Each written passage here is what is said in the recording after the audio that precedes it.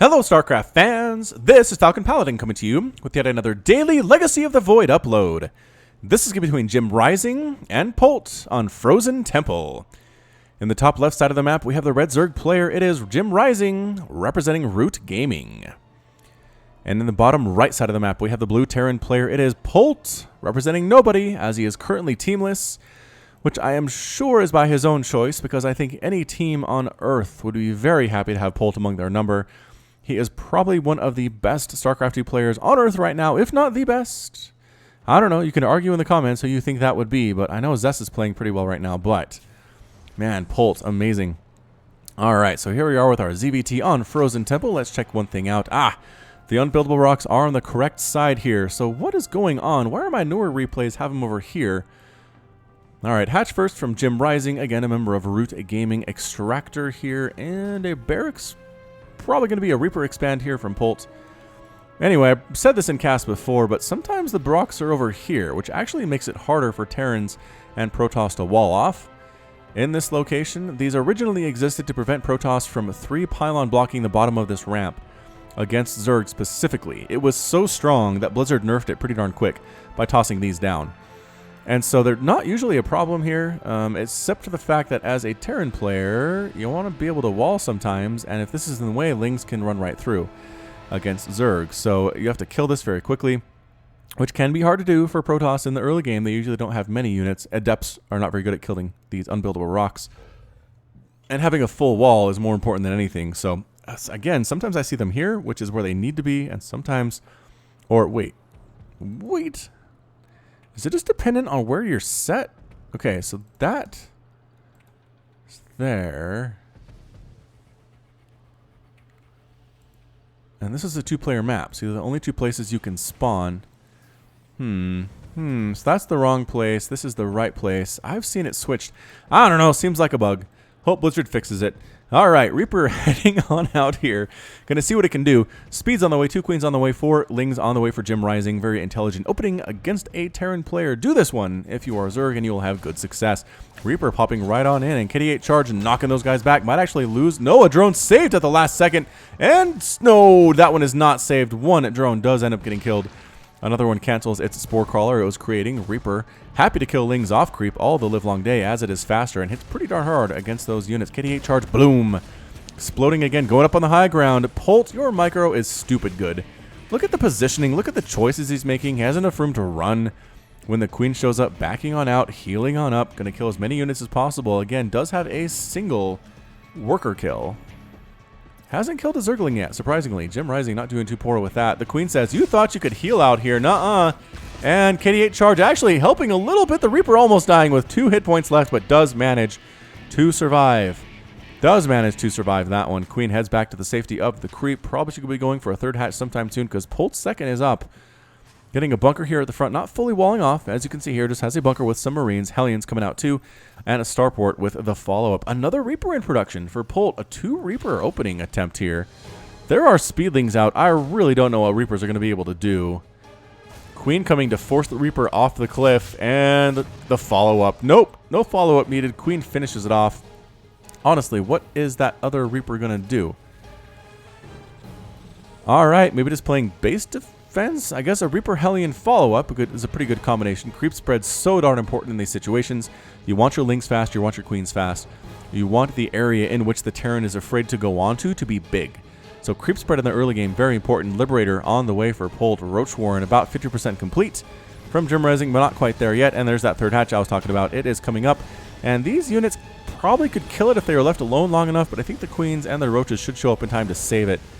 Especially the Queens, getting some stabs off there and just kind of microing around Polt. Polt, you're so mean. APM right now over 250, over 400 on average for JimRising. He is spamming like a beast right now. Creep Tumor being tossed on down. Remember what I said about Polt not being able to kill this with the Hellions and the Reaper? I still don't think he's going to be able to as 4 Roaches are popping out now, but it's going to get close. That's going to be a very, very weak Reaper indeed. Overlord scouts on in. Does see the Liberator. Does see the factory, the starport, the barracks. Recognizes exactly what is up. Good scout there from JimRising. And Hellions, I mean, transfusing the hatch, trying to keep it alive here, losing the Reaper. The Hellions doing what they can. Can they get the Queen? Almost get the Queen. Got the Queen. Lost a couple units to get it, but that's a fair trade. The hatch lives, and the roaches are out, and now the Hellions pop on out. They're probably going to come back another day, but 12 drones in production right now at the same time for JimRising. It is now 37 to 44. Wait, 39 to 44. 49 to 44. There we go. JimRising now takes the lead in that worker count, as Zerg do sometimes. Because why not? You might as well go ahead and save up those workers to pop in at the 5-minute mark as you could in the 2-minute mark. Spire on the way for JimRising. So interesting. Maybe a Roach Mutalisk combo could be good here. Roach is popping up again, trying to desperately save this hatch. The Hellions come right on in, killing as many workers as they can. Speedlings trapping one of the Hellions, 2 of them. They end up completely falling. The other one is going to die there too. Like I said, Speedling's good. Roach is good against Hellions, at least not when they're not in huge numbers. Pretty good spread here on these Overlords. Again, you have these rocks that kind of allow for an offensive position to attack into your enemy's base. And there's just big, wide main path that has high ground. You can set tanks and things on to dissuade the Zerg from using that. I'd be really surprised if JimRising decided to attack right down the middle here, because again, I just feel like Terran throwing up tanks on these corners is just asking for a Zerg massacre to walk through that. It's almost a choke point. It's huge, I know, but it's basically a choke point. So Muta's on the way, saving up a lot of gas here. Should have enough for about 10 Mutas when that Spire pops. Good timings here for JimRising. Bam, and 7. Good. Oh, it was supply blocked. Oh, almost perfect timing there for JimRising. Didn't quite make it, though. Didn't quite get there. Evolution Chamber through and a Baneling Nest. So a Mutaling Baneling strategy in the books, or in the what? In the future for JimRising? I don't know. It's basically midnight here my time, so my brain is a little bit fuzzy. Bear with me on that. In the cards! That's what I meant to say. Mutaling Baneling is in the cards for a Terran player. Muta's flying on in. They should be able to catch that if they want. Nope, they decided to get the Liberator instead. Liberator wants to kill that Overlord, and does! Oh! Gets the Overlord. Polt is microing within an inch of his life in this game. He is absolutely getting every last inch out of his units that he can, and it's really paying off. I feel like JimRising might want to throw down a couple more transfuses on this hatch. It does regen its energy or its health, but man, look how slow that is. 27, 28, 29. I mean, it's just going to take forever to get back up to 1,500. Mutas flying around. They made themselves known by killing that Liberator. There are missile turrets in each of these mineral lines, as is necessary, as is tradition by Terran players. Muta's trying to kill yet another Overlord. Will the supply block JimRising? No, he has 154 available supply. He has learned his lesson. Centrifugal hooks on the way, +1 flyer attack, and +1 ground carapace with +1 melee. So perhaps moving on in to an eventual ultra decision here from JimRising. 7 minutes into this game. Again, the upgrades do seem to be favoring that course of action.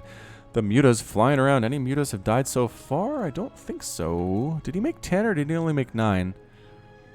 Can't remember. He made 7, got supply blocked, and I got distracted. So I'm not entirely sure if he ever had 10, but he has 9 remaining. Look at how fast these suckers heal using tissue regeneration. So darn fast. So much faster than hatcheries.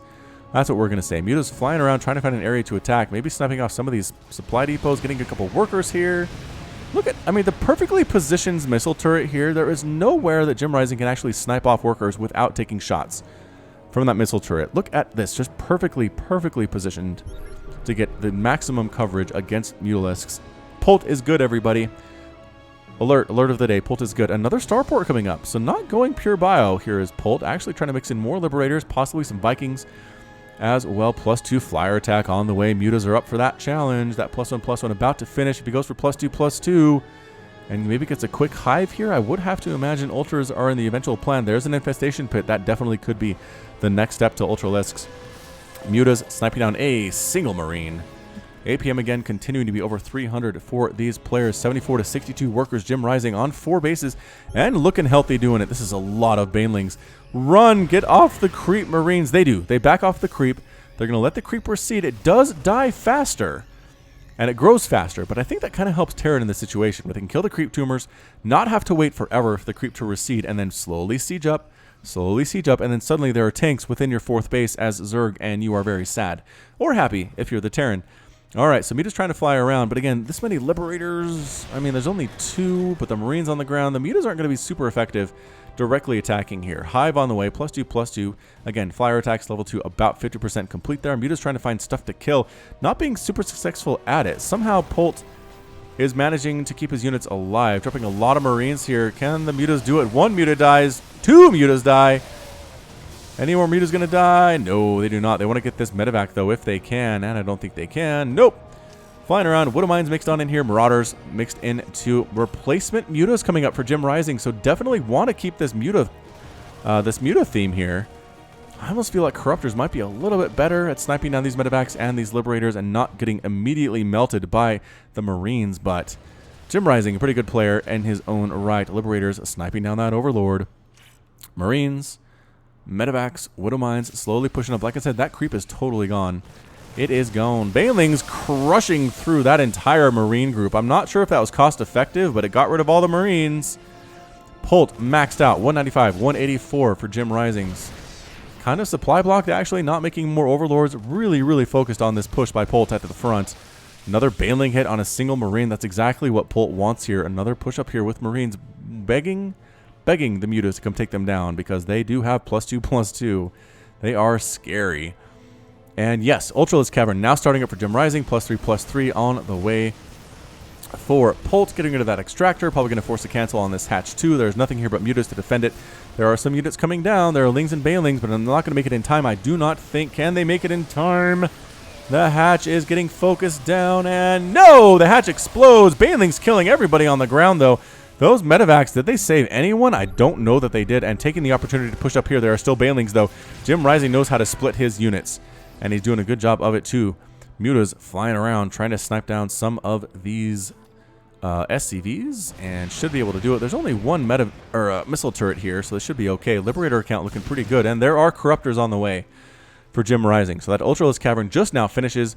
4 Ultras in production, getting Carapace level 1. Chitinous Plating is on the way. Getting Ultras against this many Marines seems like a good choice. I don't see a Ghost Academy for Polt here. Can he beat Ultras without Ghosts is the question. Banelings crushing everybody there. All the Marines die. Some pretty good Baneling hits from JimRising, I have to say. He's doing it well, but the Liberator Siege has begun. Killing 2 Queens, killing larvae that wander into the circle of death. Lings pop on in. Some pretty good Baneling hits there too, but it's just not enough. The Ultras, I think, want to show up. The Ultras want to be here. +3 Ground Carapace on the way here too. This base might just get forfeited by JimRising. Ultras popping out, thankfully not walking right into these circles of death. Banelings still making hits, weakening the Marines. Even if they're +3/+3, Ultras do super duper duper good against them. Chitinous Plating should be finished here momentarily. JimRising essentially maxed out. Losing units here probably doesn't hurt him too much. And Polt really focused on this while the mutas continue to fly around, trying to find more stuff to harass. Polt's macro, though, is nuts. It is through the roof. He has 4 bases. He's continually making stuff. He's getting the upgrades, +2 Terran ship weapons, which does actually benefit Defender mode. As you can see here, Concord Cannon, 90 damage instead of 85 because it has the upgrades. Baneling hits, Corruptors sniping down a medevac, trying to get it there. The Ultras, are they waiting for +3/+3 or what? They might just need to go. I mean, I guess JimRising is sacking this entire base, and Ultra shows up. Ultra versus Marines does not go at all good for those units. Everybody dies. This Ultra up to 8 kills, does get 9. The medevacs get sniped on down there too. JimRising maxed out. Polt at 175 supply, making Liberators alone. He is not actually going for Ghost. So again, if he can do this, it's going to be the Liberators. If the Corruptors can take them down first, I think the Ultras should just win this thing. So here we go, walking on in, trying to find a good angle. Oh, nice Widow Mine hit, getting those Lings though. Banelings crushing through. Corruptors actually being distracted by those command centers. The Ultras walking right through the circles, not worrying about it, trying to get into the main base here, taking down a bunker, getting rid of a bunch of these buildings, trying to split the Corruptors. They're dying very quickly, though, to these upgraded Liberators. Another Ultra through. The Ultras ready to rock, trying to take down this starport, walking away from the Defender mode circles. More Corruptors in production. The Ultras trying to find a happy place where they're not going to be absolutely destroyed by those Concord Cannons, as they are officially called. And going to try to take down this Planetary Fortress. Should be able to, actually. Baneling hits assisting there immensely. And, yep, goodbye Planetary Fortress. Does manage to take it down. This base is trying to be replanted, but guess what? Marines destroying it there, too. This Ultra does have 9 kills before it gets taken down by these Marines. Again, Planetary does end up falling here. Super hard fought. Single, nope, Lings taking down supply depots, going after workers here too, doing a great job of it. 68 to 41 total harvesters. JimRising looking okay. I mean, yes, he has this base, that base, that base, that base. He did kill a planetary fortress of Polt. This base is up and running, so Polt's not super worried about it. Again, he has the worker count. He's continuing to make ultras, continuing to make corruptors. He just, I mean, a parasitic bomb or two here would be good. Some Vipers would be a very, very good decision. Has some SCVs repairing here, does Polt, and those upgrades, again, super, super useful, especially with the splash damage that they do. Do any armor upgrades here? Yeah, Carapace level 1 is here. Again, I maybe like to see more upgrades on the armor for those corruptors, but that's okay. Coming up once again here with all the Defender mode circles on Earth. Marines pushing through. Ultras trying to come through. Are there any corruptors here at all? I don't know. Walking into these circles like there's no tomorrow. Good micro. Getting the bio units out of there. Oh, the Ultras get absolutely evaporated. Just melted into the ground by those Liberators, by Polt. Base falls, and that's the GG. GG from JimRising. JimRising's defeated. Polt is victorious, and JimRising has left the game. Woo! So once again, Polt on the ropes a little bit there, losing that base, down in worker count, but has a great composition of Liberator, Bio, Medevac, upgrades on the Bio, upgrades on the Liberators. It's a little bit of a ring around the rosy micro to make sure the Ultras walk through as many circles as possible while not being allowed to get hits off on those Marines and those Marauders, and it paid off just in that one battle there. So JimRising lost that base, effectively had one mining base that was basically mined out. Saw the writing on the wall and tapped out. Again, I feel like some Vipers would have been really good here with Parasitic Bomb. Just tossing a few onto these really clumped up Liberators. Maybe more Corruptors mixed into it would have been a good idea. But in the end, didn't quite make it work out. But again, performed valiantly for Team Root. But in the end, again, Polt is victorious, as we generally expect. All right, so that's it from me. This has been Falcon Paladin with yet another daily Legacy of the Void upload. Go ahead and hit that like button, hit that subscribe if you like what you saw and what you heard today. You can also catch me on Twitter and Facebook, both at /Falcon Paladin. And until next time, as always, thank you so much for watching, and you take care of yourself.